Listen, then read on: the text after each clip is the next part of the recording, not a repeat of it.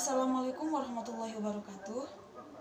Saya Depen Mawati Pohan, NPM 19070048. Yang terhormat Bapak Ibu dosen, yang terhormat saudara-saudara dan teman-teman sejawat yang telah bersedia menonton video saya. Puji syukur kita panjatkan kepada Tuhan Yang Maha Esa yang telah memberikan kita rahmat dan hidayahnya, memberikan kesehatan dan memberikan nikmat-nikmat yang tak terhingga, yang tidak bisa saya sebutkan saking banyaknya. Di sini topik yang akan saya bahas adalah tetap bersemangat dalam belajar walaupun di masa pandemi di tengah-tengah COVID-19. Pada masa ini, dari awal masuknya COVID-19 pada tahun 2019, semua negara, tidak terkecuali negara Indonesia, telah melaksanakan yang namanya lockdown. Awal permulaan masuk virus corona ini juga sangat berimbas terhadap semua aspek, tidak terkecuali aspek pendidikan. Yang dimana aspek pendidikan ini adalah sangat penting bagi kemajuan bangsa ke depannya. Kenapa begitu? Karena pendidikan sekarang sangat penting, karena kaum muda-mudi atau calon-calon penerus bangsa masih dalam proses pendidikan di jenjang sekolah.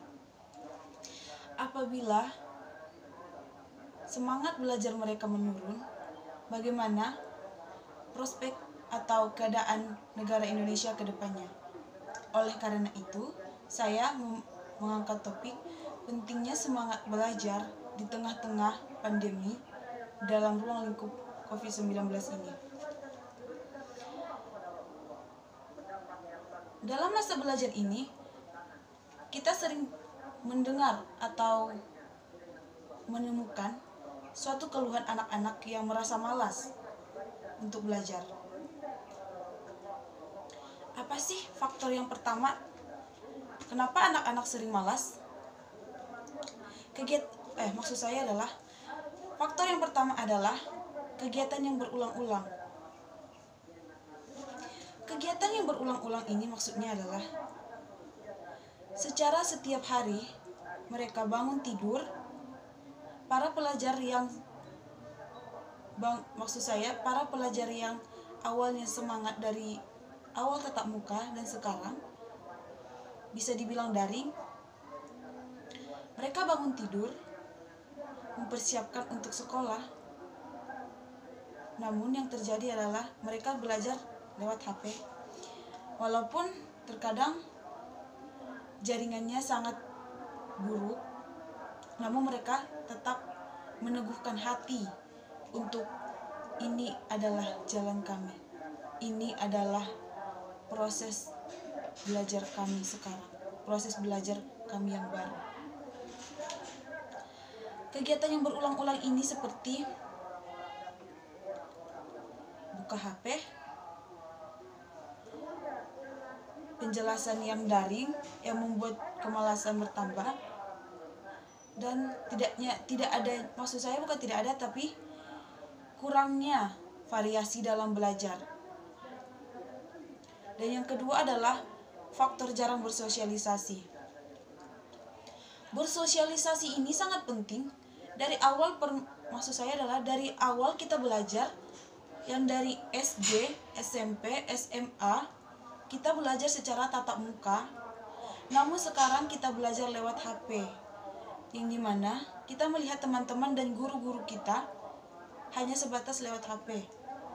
Kita tidak bisa melihat gerakan atau postur tubuhnya yang membuat kita semangat.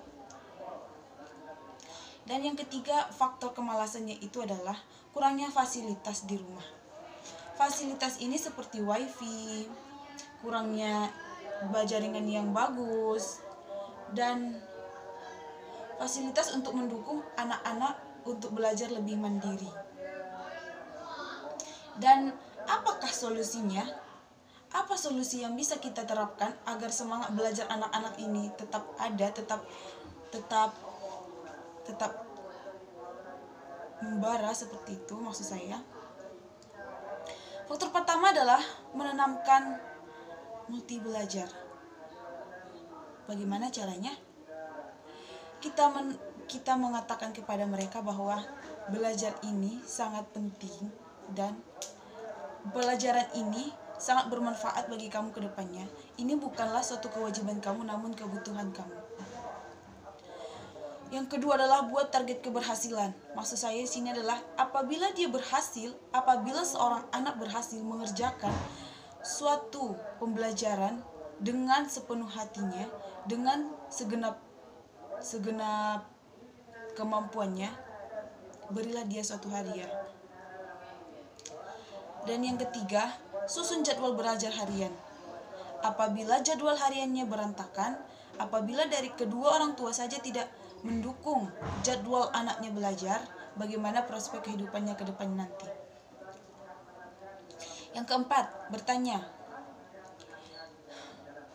Kita tekankan dalam hati kita bahwa ketika kita tidak bisa memahami secara bagus, maksud saya secara sempurna, walaupun tidak sempurna, secara detail suatu pelajaran, kita tanamkan di hati kita untuk bertanya. Karena dalam bertanya, kita bisa mengembangkan ilmu-ilmu yang tadinya tidak berkembang jadi berkembang. Dan yang terakhir, bekerjasamalah dengan teman, maksud saya diskusilah dengan teman maupun dengan orang tua. Karena dengan hal ini kita bisa bersosialisasi dengan baik dan tidak merasa jenuh bahwa kita belajar dengan sendiri-sendiri. Kita belajar bersama, kita meningkatkan kemampuan bersama, dan kita bisa melaluinya bersama. Intinya adalah sosialisasi sangat penting dalam kegiatan belajar daring ini. Walaupun kita bersosialisasi baik dalam grup WA, dalam Zoom, intinya adalah kita tetap teguh untuk mempertahankan kebersamaan ini. Hanya itu yang dapat saya sampaikan. Mohon maaf apabila ada kesalahan.